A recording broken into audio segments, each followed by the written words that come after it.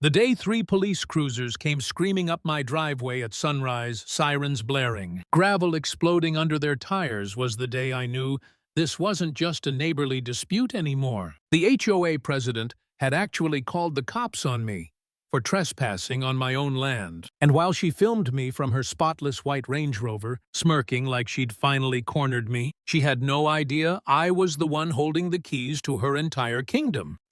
Act T. The conflict begins. My name's Garrett Holloway. I'm 45, divorced, raising cattle on the same 400 acres my family carved out of Montana wilderness back in 1887. This land isn't just dirt and grass. It's history. My grandmother's ashes rest in the 12-acre spring-fed lake where we kids grew up swimming. I always figured I'd die here myself someday. Same as my father. Same as his father before him. That piece shattered the moment. Whispering Pines Estates popped up next door. 200 McMansions crammed onto postage stamp lots, sold under the promise of rural harmony, and at the top of that shiny little pyramid sat Belle Thornwick, HOA president. Late 40s, bleached highlights, luxury SUV that had never once touched dirt, married to a banker. The kind of person who pronounces agriculture like it's a disease. She hated my cattle, said they smelled, said the grass looked unprofessional from her kitchen window. But the real trouble came when her golden boy, Tucker, stumbled onto my lake. Now Tucker was an Instagram influencer, 22, soft hands, the work ethic of roadkill. At first, he brought friends for photos. Then it became parties. Then I found out he was charging strangers $300 a head for exclusive wilderness access. Drones buzzing, beer bottles floating among cattails, diesel trucks parked all down my access road. And Belle O, she had the nerve to show up at my kitchen table one evening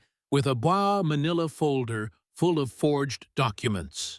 "Garrett," she said, voice dripping with fake concern. "This lake was originally designated for community recreation. The township has rights." She spread photocopied papers across my table, manicured nails tapping at official-looking seals. I looked down and almost laughed. Her so-called township didn't even exist until 2019. My great-grandfather's homestead predated it by over a century. But I didn't call her out then. I snapped photos of every page, nodded like I'd have my attorney review them. She smiled, thinking she'd won. That was her first mistake.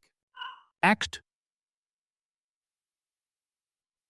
Escalation and the turning point. Belle wasted no time weaponizing the system. Inspectors, noise complaints, safety meetings where she stood at the front waving poster-sized aerial photos and called me unstable. She painted me as some feudal rancher terrorizing families. Tucker escalated too, building a fishing dock on my shore without permission, filming it all for his followers. The lies burned, but the financial hits cut deeper. Contracts I'd had for years with the local feed store, the vet, even my mechanic, they all pulled out. Too much bad press. News stations ran stories showing kids in swimsuits at my fence line with signs reading, "Let us swim."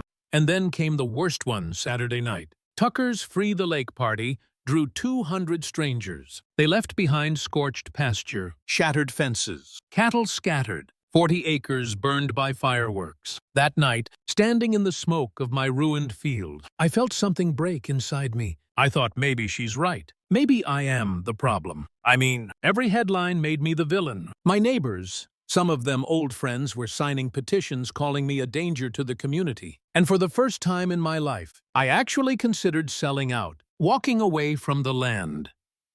4 generations of Holloways had bled to keep. But then, going through my grandfather's old filing cabinet, I found it. A dusty folder marked County Service District, 1962. Inside were legal documents that stopped me cold. Turns out, back in the 60s, the county had formed a special rural service district, and because my ranch was the anchor parcel, the largest property, the ranch owner was automatically the district administrator. Which meant every single municipal service Whispering Pines relied on police patrols, fire, ambulance, road maintenance. All of it operated under contracts that required my approval. And I'd been paying 60% of the district's budget with my property taxes, basically funding my own harassment. In that moment, my despair hardened into steel. I wasn't powerless. I was sitting on a nuclear option. Act 3. The Showdown. I formed my own war council. My attorney, Sarah Mackenzie, my accountant, Pete, and my daughter, Skylar, home from college with journalism instincts sharp as a hawk. Together, we dug, and what we found was staggering. Belle and her buddies had siphoned off nearly $2 million from service district funds, fake contracts, inflated security bills, HOA amenities charged as public safety. And Tucker, his own Instagram documented over $200,000 of untaxed income from trespassing operations. I drafted my opening shot, a certified letter to the HOA board, declaring my authority, demanding a full audit, and notifying them that every contract now required my signature. I copied county commissioners, the state attorney general, even the FBI white-collar division. Belle's panic was immediate. She called an emergency HOA meeting, hired a Seattle PR firm for $37,000 of community money, tried to smear me online as some rural extremist. Tucker posted teary videos saying I threatened to make him disappear. Lies, all of it. But then they got sloppy. Tucker's truck showed up on my cameras during a fence-cutting sabotage, audio catching his friends saying, "Make it look like the crazy rancher lost it." Belle even approached me privately in the pasture, voice trembling, offering me $50,000 cash if I'd back off. My body cam caught every word. The final confrontation came at the county commissioner's hearing. Packed room, reporters everywhere, ranchers on one side, subdivision folks on the other. When my turn came, I laid it all out. The yellowed 1962 documents, proving my authority. The financial records showing millions stolen. Security camera footage of Tucker building on my land, bragging about profits. Audio of Belle coaching false reports. And then the clincher, the recording of her bribery attempt. The room went silent. You could feel the air shift. Even her own neighbors looked at her like they'd never seen her before. Commissioner Torres's voice cut through the quiet. "Mrs. Thornwick, do you wish to respond?" Belle stood shaking, mascara running. "This is all just misunderstandings, accounting errors." Torres slammed her gavel. "We've heard enough. These proceedings are being referred to state and federal prosecutors." The place erupted, reporters shouting, residents demanding refunds, deputies moving in. Belle tried to slip out the side door, but angry homeowners blocked her path. In less than 2 hours, her suburban empire had collapsed.